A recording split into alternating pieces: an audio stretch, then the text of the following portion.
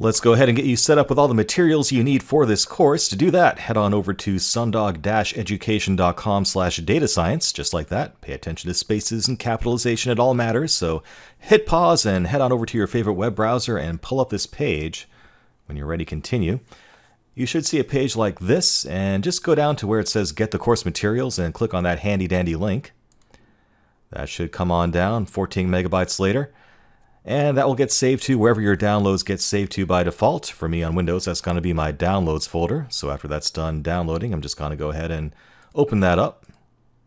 And you probably don't want to leave it in your downloads folder. So let's go ahead and hit Control X to cut that and put it somewhere where we'll remember where it is. I'm going to just stick that on the root of my E drive here. You can put it anywhere you want as long as you remember where it is. So let's go ahead and Control V to put that there. And on Windows, you can extract that by just right-clicking on the datascience.zip file and say Extract All. And for me, that will put that in a E datascience folder. If you're on Linux, you can just use the unzip command. And if you're on Mac OS, you might need to install a separate utility for decompressing zip archives. So go ahead and hit pause until that's done decompressing and resume when it's ready. Alright, so what you should have now is a datascience-python 3 folder within that contains Python version 3 versions of all the scripts for this course. If you open that up, you'll see all the IPython notebooks. We'll talk about what that is in a moment. And all the sample data. For example, we have some sample emails that we'll use to build a spam classifier later in the course.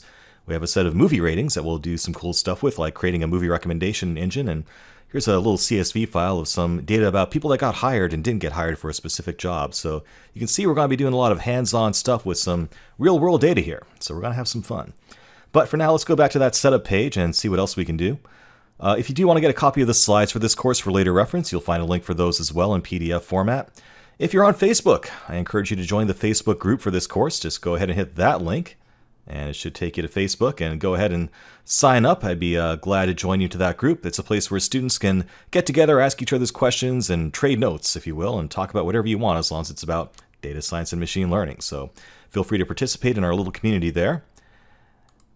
And finally, the last thing you'll have to do is install Enthought Canopy, or some scientific Python 3 environment. But in our next lecture, we'll go ahead and walk through the steps for installing Enthought Canopy, and at that point we'll have everything we need to get started. So let's move on.